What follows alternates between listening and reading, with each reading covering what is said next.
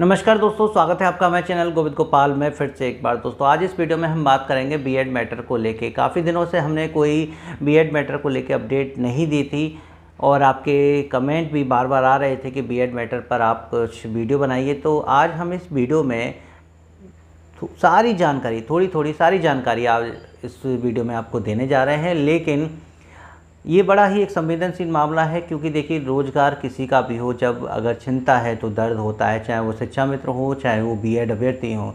लेकिन यहाँ संभावना आज बिल्कुल ऐसी बन रही है जैसे 2017 में, यानी कि आज से 5 साल पहले बनी हुई थी शिक्षा मित्रों के लिए।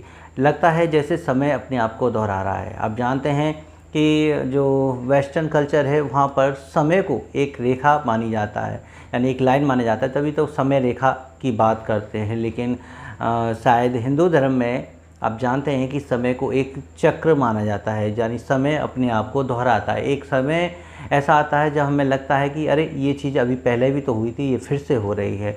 तो बस वही घटना अब दोबारा से लौट के आ रही हैं जो 2017 में शिक्षा मित्रों के साथ हुई थी, जहां शिक्षा मित्रों ने सरकार की गलत नीतियों की वजह से, यानी सरकार ने कुछ ऐसा संशोधन कर दिया जिसकी वजह से शिक्षा मित्र सीधे सहायक अध्यापक बन गए। कि कुछ नियमों को ताक पर रख के सरकार ने शिक्षा मित्रों को समायोजन सहायक अध्यापक पद पर कर दिया, यानी कि गलती सरकार की कि उन्होंने ऐसे संशोधन किए कि शिक्षा मित्रों को सुप्रीम कोर्ट से हार मिली।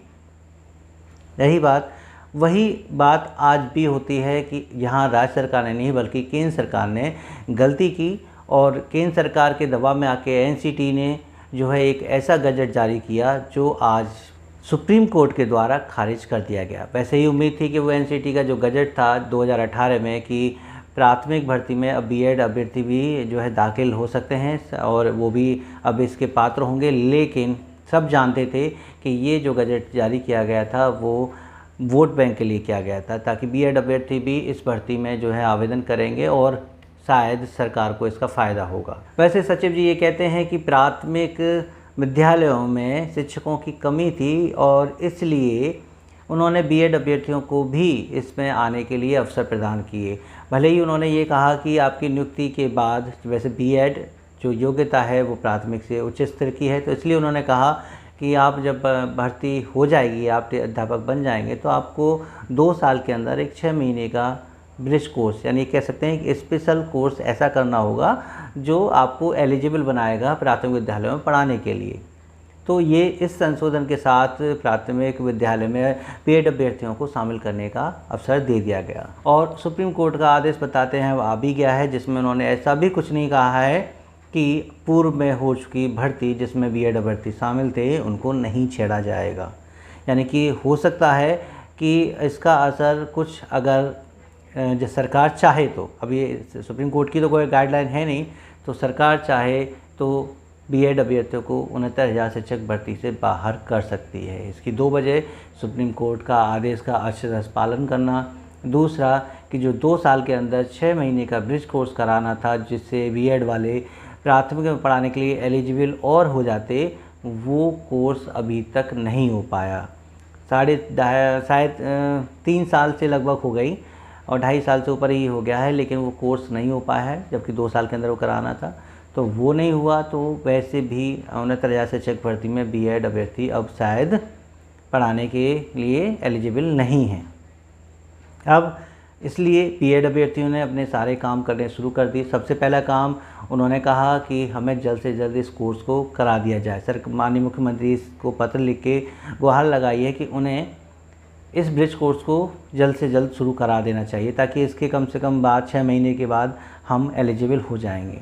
दूसरा ये कि उन्होंने ये भी कहा है कि राज्य सरकार चाहे तो केंद्र सरकार से मिलके एक अध्यादेश ला सकती है जिसमें सुप्रीम कोर्ट के फैसले को निष्क्रिय या निष्प्रभावित किया जा सकता है और एनसीटी के उस गजट को फिर से पूरे देश में लागू किया जा सकता है।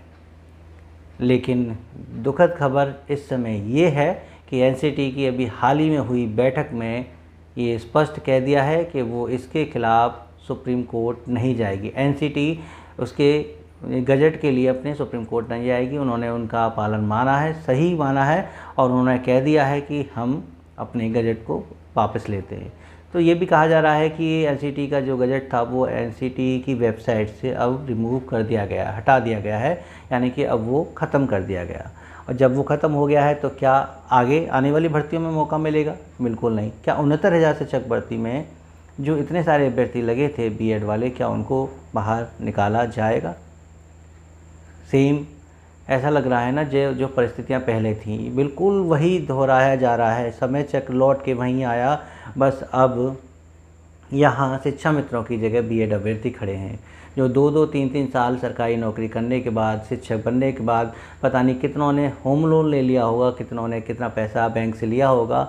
क्या उन सभी की नौकरी इतने साल चलने के बाद अब यदि अगर एक ऐसा जो कह लिए अब देखिए, हम यही कहेंगे ये एक अच्छी बात नहीं है कि किसी का रोज़गार छीना जाए, लेकिन अगर ऐसा ही शिक्षा मित्रों के साथ जैसा हुआ ऐसा ही अगर इनके साथ होता है तो निश्चित रूप से बहुत बहुत दुखद घटनाएं फिर से सामने आएंगी, जिसमें बहुत से अभ्यर्थी मानसिक तनाव में आ जाएंगे।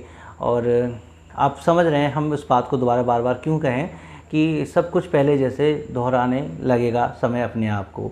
तो इसके लिए अब अगर बीएड अभ्यर्थी अध्यादेश लाने की बात कर रहे हैं तो अध्यादेश के लिए शिक्षा मित्रों ने भी खूब हाथ पैर फेंक लिए थे। राज्य में भी धरना दे लिया था, केंद्र में भी धरना दे लिया था, लेकिन राज्य सरकार शिक्षा मित्रों के लिए अध्यादेश लाने के लिए बिल्कुल भी तैयार नहीं थी।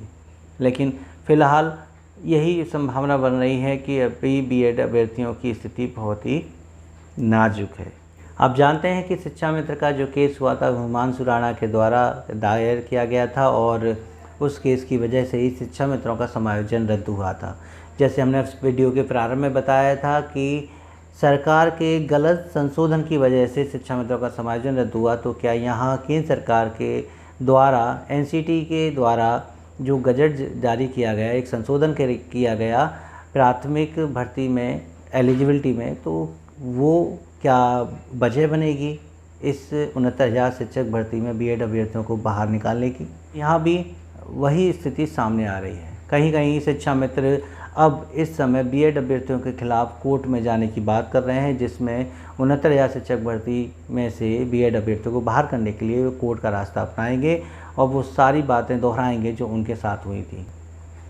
तो क्या इस बार 5 साल बाद शिक्षा मित्र और बीएड अभ्यर्थी फिर एक दूसरे के आमने सामने आ जाएंगे? खैर, ये लड़ाई अब पता नहीं कब तक कैसे चलेगी। इस कोर्ट के द्वारा चलेगी, राज्य सरकार को मना के चलेगी, धरना प्रदर्शन होकर चलेगी, क्योंकि 17 अगस्त को आज बीएड अभ्यर्थियों का लखनऊ में एससीईआरटी कार्यालय पर धरना था।